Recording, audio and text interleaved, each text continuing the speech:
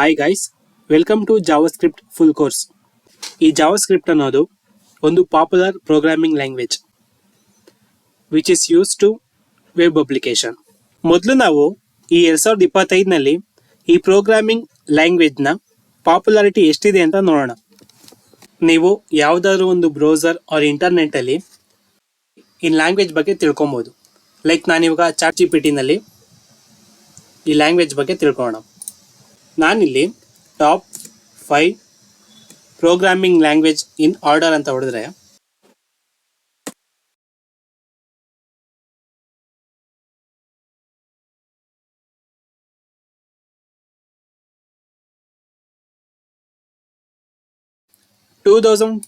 ನಲ್ಲಿ top 5 programming language ಅಲ್ಲಿ ಇದಿದೆ.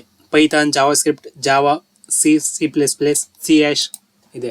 ಅದರಲ್ಲಿ ಜಾವಾಸ್ಕ್ರಿಪ್ಟು ಸೆಕೆಂಡ್ ಪ್ಲೇಸಲ್ಲಿದೆ. AI ಬರೋಕ್ಕಿಂತ ಮುಂಚೆ ಜಾವಾಸ್ಕ್ರಿಪ್ಟು ಫಸ್ಟ್ ಪ್ಲೇಸಲ್ಲಿತ್ತು.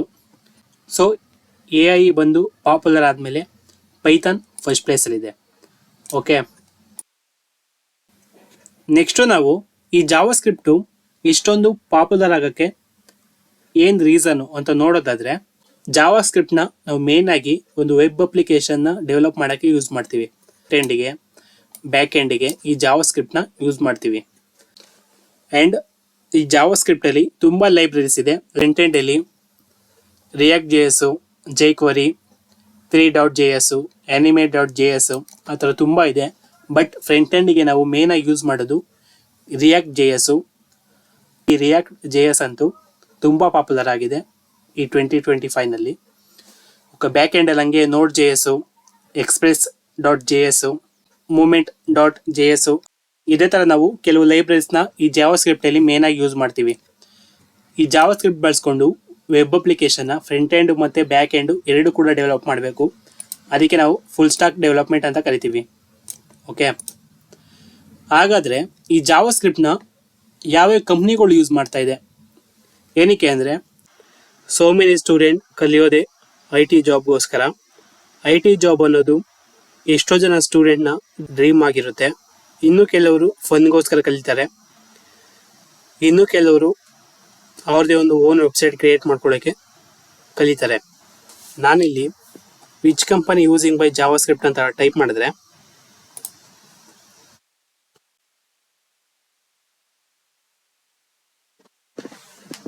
ಇಲ್ಲಿ ನೋಡ್ಬೋದು ತುಂಬ ಟಾಪ್ ಕಂಪ್ನಿಗಳು ಜಾವಾಸ್ಕ್ರಿಪ್ಟ್ನ ಯೂಸ್ ಮಾಡ್ತಿದೆ. Like Google, Facebook, Microsoft, Netflix, Amazon ಮತ್ತು ಇನ್ನು ಕೆಲವು Uber, PayPal, ePay, LinkedIn, Twitter ಇದೇ ಥರ ತುಂಬ ಟಾಪ್ ಕಂಪ್ನಿಗಳಾದ MNC ಕಂಪ್ನಿಗಳು ಈ ಜಾವಾಸ್ಕ್ರಿಪ್ಟ್ ಲ್ಯಾಂಗ್ವೇಜ್ನ ಯೂಸ್ ಮಾಡ್ತಾ ಇದೆ. ಹೇಳ್ದಂಗೆ ಈ ಜಾವಾಸ್ಕ್ರಿಪ್ಟ್ ಲ್ಯಾಂಗ್ವೇಜಲ್ಲಿ ಲೈಬ್ರರೀಸ್ ತುಂಬ ಇಂಪಾರ್ಟೆಂಟ್. ಅದರಲ್ಲಿ ಗೂಗಲ್ ಅವರು Node.js ಯೂಸ್ ಮಾಡ್ತಿದ್ದಾರೆ. ಅದೇ ಥರ ಫೇಸ್ಬುಕ್ ಅವರು ಫ್ರಂಟ್ ಎಂಡಿಗೆ React.js, ಇಲ್ಲಿ Node.js, ಮೈಕ್ರೋಸಾಫ್ಟ್ ಅವರು ಟೈಪ್ಸ್ಕ್ರಿಪ್ಟ್ ಅಂತ ಇದೇ ಥರ ಎಲ್ಲ ಟಾಪ್ ಕಂಪ್ನಿಗಳು ಈ ಜಾವಾಸ್ಕ್ರಿಪ್ಟ್ನ ಯೂಸ್ ಮಾಡ್ತಿದೆ 2025 ಅಟ್ ಪ್ರೆಸೆಂಟ್ನಲ್ಲಿ. ಓಕೆ, ಜಾವಾಸ್ಕ್ರಿಪ್ಟ್ ಬಗ್ಗೆ ತಿಳ್ಕೊಂಡಾಯಿತು. ಈ ಜಾವಾಸ್ಕ್ರಿಪ್ಟ್ ಲ್ಯಾಂಗ್ವೇಜ್ನ ಬರೆಯೋಕ್ಕೆ ಒಂದು ಕೋಡ್ ಎಡಿಟರ್ ಬೇಕು. ತುಂಬ ಕೋಡ್ ಎಡಿಟರ್ ಇವೆ. ನಾನು ಸಜೆಸ್ಟ್ ಮಾಡೋದು VS code, visual studio code. ನೀವು ಬೇಕಾದರೆ ಸಬ್ಲೈಮ್ ಟೆಕ್ಸ್ಟ್, ಆರ್ಟ್ಮೋ, ವೆಬ್ಸ್ಟ್ರೋಮ್, ಬ್ರ್ಯಾಕೆಟ್ಸ್ ಅಂತ ತುಂಬ ಇದೆ. ನಿಮ್ಗೆ ಯಾವ್ದು ಬೇಕೋ ಅದು ಯೂಸ್ ಮಾಡೋದು. ಬಟ್ ನಾನು ಸಜೆಸ್ಟ್ ಮಾಡೋದು VS ಕೋಡ್. VS ಕೋಡ್ನ ಹೇಗೆ ಡೌನ್ಲೋಡ್ ಮಾಡೋದು ಅಂತ ನೋಡೋದಾದರೆ, ನೀವು ಯಾವುದಾದ್ರು ಒಂದು ಬ್ರೌಸರ್ಗೆ ಹೋಗಿ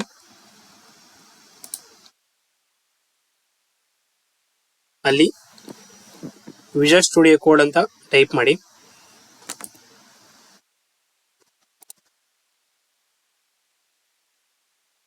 ಇಲ್ಲಿ ನೋಡಿದ್ರೆ ಇಲ್ಲಿ visual studio code, download visual studio code, MacBook, Linux, Windows ಅಂತ ಇರುತ್ತೆ. ಅದನ್ನ ಕ್ಲಿಕ್ ಮಾಡಿ. ಇಲ್ಲಿ ನೋಡ್ಬೋದು, ಇಲ್ಲಿ ವಿಂಡೋಗೆ, ಲಿನಕ್ಸ್ಗೆ, ಮ್ಯಾಕ್ಬುಕ್ಗೆ ನಿಮ್ಮದು ಆಪ್ರೇಟಿಂಗ್ ಸಿಸ್ಟಮ್ ಯಾವುದಿದೆ ಅದಕ್ಕೆ ಡೌನ್ಲೋಡ್ ಮಾಡ್ಕೊಳ್ಳಿ. ಸಿಂಪಲ್ಲಾಗಿ ಇಲ್ಲಿ ಡೌನ್ಲೋಡ್ ಬಟನ್ ಇದೆಯಲ್ಲ, ಅದನ್ನ ಕ್ಲಿಕ್ ಮಾಡಿದ್ರೆ ನಿಮ್ಮ PC ಅದು ಡೌನ್ಲೋಡ್ ಆಗುತ್ತೆ. ಅಲ್ಲಿ ನೆಕ್ಸ್ಟ್ ಅಂತ ಆಪ್ಷನ್ ಕ್ಲಿಕ್ ಮಾಡಿದ್ರೆ ನಿಮ್ಮ PC ಈಸಿಯಾಗಿ ಇನ್ಸ್ಟಾಲ್ ಆಗುತ್ತೆ. ನಂದು previous video HTML and CSS full course ನೋಡಿರೋರಿಗೆ ಇದು ಆಲ್ರೆಡಿ ಗೊತ್ತಿರುತ್ತೆ. ಯಾರಾದರೂ HTML ಮತ್ತು CSS ಬಗ್ಗೆ ಕಲ್ತ್ಕೋಬೇಕು ಅಂದರೆ ನನ್ನ ಪ್ರೀವಿಯಸ್ ವಿಡಿಯೋ ನೋಡಿ. ಓಕೆ, ಇದು ಡೌನ್ಲೋಡ್ ಆದಮೇಲೆ ಜಾವಾಸ್ಕ್ರಿಪ್ಟ್ ಕೋಡ್ ಬರೆಯೋಕ್ಕೆ ನಾವೇನೇನು ಕೋಡ್ ಬರೆದಿರ್ತೀವಿ ಅದನ್ನ ಒಂದು ಫೋಲ್ಡರಿಗೆ ಹಾಕೋಕ್ಕೆ ಒಂದು ಎಂಟಿ ಫೋಲ್ಡರ್ ಬೇಕು, ಲೈಕ್ ಒಂದು ನ್ಯೂ ಫೋಲ್ಡರ್ ಬೇಕು. ಅದಕ್ಕೆ ನಾನು ಡೆಸ್ಕ್ಟಾಪ್ ಮೇಲೆ ಒಂದು ನ್ಯೂ ಫೋಲ್ಡರ್ ಕ್ರಿಯೇಟ್ ಮಾಡ್ಕೊತೀನಿ.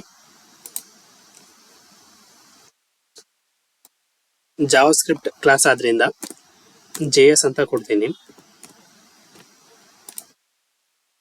ಇದಾದ್ಮೇಲೆ ನೀವು VS ಕೋಡ್ನ ಓಪನ್ ಮಾಡ್ಕೊಳ್ಳಿ.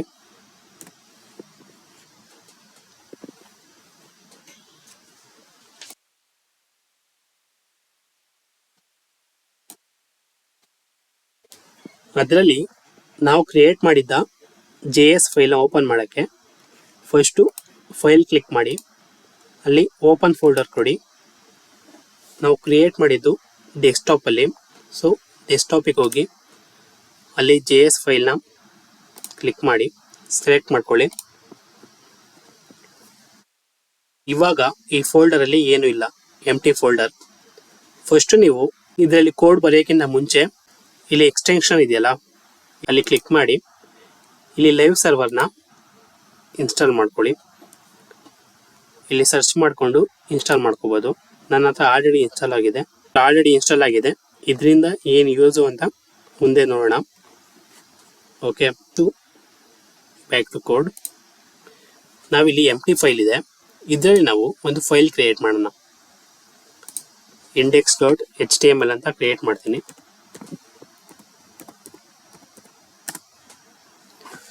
ಇವಾಗ HTML ಫೈಲ್ ಕ್ರಿಯೇಟ್ ಆಯಿತು. ಇದರಲ್ಲಿ ನಾವು ಕೆಲವು HTML ಟ್ಯಾಗ್ ಬರೆಯೋಣ. ಶಿಫ್ಟ್ ಮತ್ತು ಎಕ್ಸ್ಕ್ಲಮೇಷನ್ ಬಟನ್ ಕ್ಲಿಕ್ ಮಾಡಿ, ಲೈಕ್ ನಂಬರ್ 1 ಬಟನ್ ಇದೆಯಲ್ಲ ಅದನ್ನ ಕ್ಲಿಕ್ ಮಾಡಿದ್ರೆ ಈ ಥರ ಎಕ್ಸ್ಕ್ಲಮೇಷನ್ ಸಿಂಬಲ್ ಬರುತ್ತೆ. ಸಿಂಪಲ್ ಆಗಿ ಎಂಟರ್ ಕೊಟ್ಟರೆ ಕೆಲವು ಟ್ಯಾಗ್ ಆಟೋಮೆಟಿಕ್ಕಾಗಿ ಬರುತ್ತೆ. ಈ ಬಾಡಿ ಟ್ಯಾಗ್ ಒಳಗೆ ನಾನು H1ನಲ್ಲಿ ವೆಲ್ಕಮ್ ಟು ಕೋಡಿಂಗ್ ಉತ್ಸವ ಅಂತ ಬರಿತೀನಿ.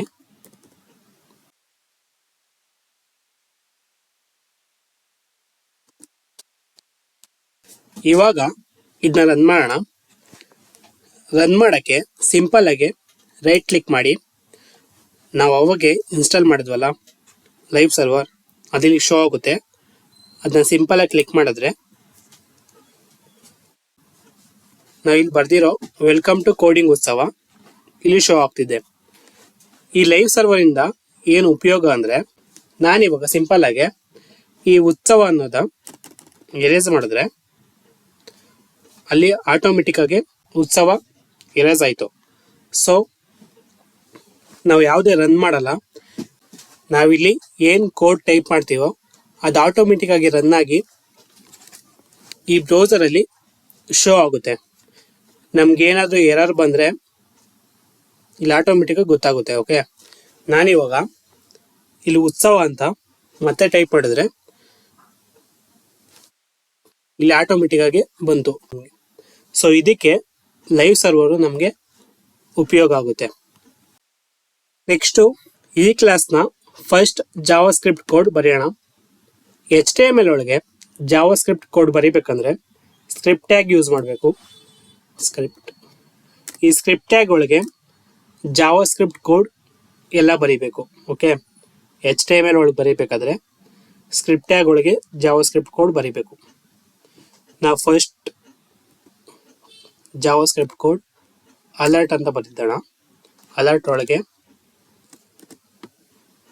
ಅಂತ ಬರೆಯೋಣ. ಸೇವ್ ಮಾಡೋಣ. ಇಲ್ಲಿ ಸೇವ್ ಮಾಡಿದ್ರೆ ಇಲ್ಲಿ ಅಂತ ಬಂತು. ನಾವು ಫಸ್ಟ್ ಜಾವಾಸ್ಕ್ರಿಪ್ಟ್ ಕೋಡ್ ಬರ್ತೀವಿ.